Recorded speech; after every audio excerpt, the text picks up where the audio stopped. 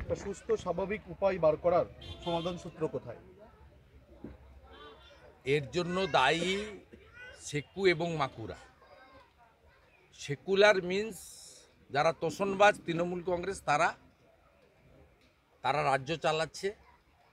19 সালে ভারত সরকারের প্রতিমন্ত্রীর সঙ্গে যখন এই ধরনের ঘটনা ঘটে, তদানীন্তন রাজ্যপাল আজকের উপরাষ্ট্রপতি সম্মানীয় জগদীপ ধনখড় গিয়ে উদ্ধার করে আনেন।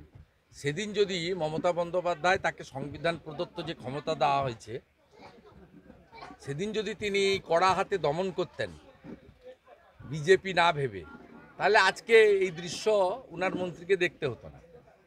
আর দ্বিতীয়ত, যখন 2023 সালে নদিয়া জেলার ওই নিষ্পাপ ছাত্রটিকে র্যাগিং করে মেরে দেওয়া হয়, যুব মোর্চার প্রতিবাদ কর্মসূচিতে আমি গেছিলাম।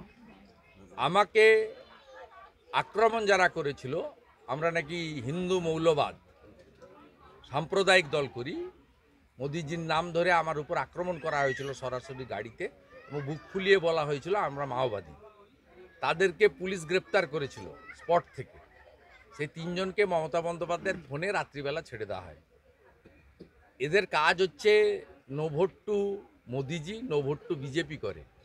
এরা তৃণমূলেরই বি টিম। তাই সেকু মাকুরা আন্তর্জাতিক খ্যাতিসম্পন্ন একটি স্বনামধন্য ইউনিভার্সিটিকে ধ্বংসের দিকে নিয়ে গেছে। জাতীয় পতাকা ওঠে না, জাতীয় সঙ্গীত গাওয়া যায় না, ওখানে রাম মন্দিরের উদ্বোধনের প্লাকার্ড টাঙানো যায় না, নেতাজি সুভাষচন্দ্র বসুর জন্মদিন, গান্ধীজির জন্মদিন পালন করা যায় না, ওখানে আমি হিন্দু পরিচয় দেওয়া যায় না, জয় শ্রীরামের ধ্বনি দেওয়া যায় না, বন্দে মাতরম নিষিদ্ধ।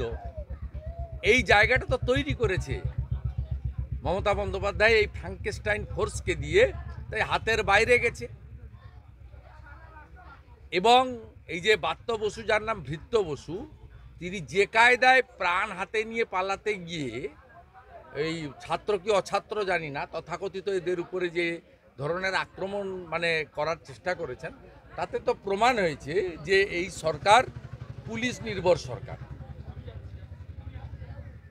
তাই এই সমস্যার সমাধান হতে পারে একমাত্র যদি সরকার তার সংবিধান প্রদত্ত দায়িত্ব পালন করে তথাকথিত সেকু এবং মাকু টুকরে টুকরে গ্যাং, এ আজাদি ঝুটা হ্যায়, কাশ্মীর মাঙ্গে আজাদি, এই লোকেদেরকে ডান্ডা দিয়ে শেষ করতে পারে। এবং এটা মমতা ব্যানার্জি করতে পারবেন না।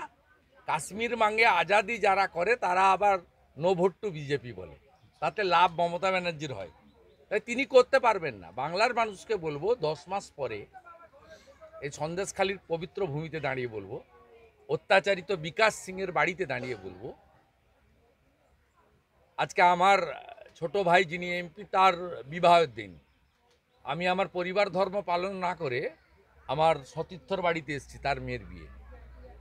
তার কারণ হচ্ছে মমতা বন্দ্যোপাধ্যায় এবং তার পুলিশ সন্দেশখালির যে আন্দোলন হয়েছিল, বিকাশ দাকে 1 মাসেরও বেশি জেলে আটকে রেখেছিল, এবং জামিন পাওয়ার পরেও পুলিশের জিপ থেকে পুনরায় গ্রেপ্তার করেছিল, আপনারা টিভিতে দেখিয়েছিলেন।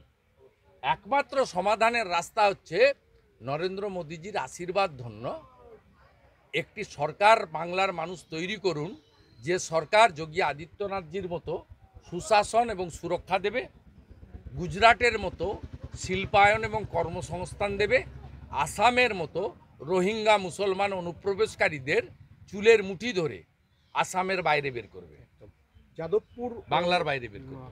শুনুন দা, যাদবপুর ঘটনায় উপাচার্যের ভূমিকা নিয়ে সৌগত রায় বলছেন উপাচার্যকে অবিলম্বে সরিয়ে দেওয়া উচিত, কারণ সংকটের সময় তিনি অসুস্থ হয়ে বাড়িতেই ছিলেন। ওদের তো কোনো উপাচার্যই পছন্দ নয়। হ্যাঁ, এবং ঘটনার দিন এর আগে অভিজিৎ বাবুও পছন্দ ছিলেন না, তারপর রাজ্যপাল মহোদয় একজনকে করেছিলেন টেম্পোরারি, তিনি পছন্দ ছিলেন না, সুরঞ্জন বাবু পছন্দ ছিলেন না, এখন যিনি হয়েছেন তিনিও পছন্দ নয়। উনারা যেটা চান সেটা করতে হবে, মেরে ধরে মোটামুটি জয় বাংলা বলতে হবে। মমতা ব্যানার্জিকে কখনো ওই নির্মল মাঝির মতো, মা শারদামণির মতো তুলনা করতে হবে, কখনো বনগাঁর বিশ্বজিৎ দাসের মতো মা রানী রাসমণির সঙ্গে তুলনা করতে হবে, পিসির ঢোল বাজাতে হবে, যে বাজাবেন না তিনি খারাপ হয়ে যাবেন। আ-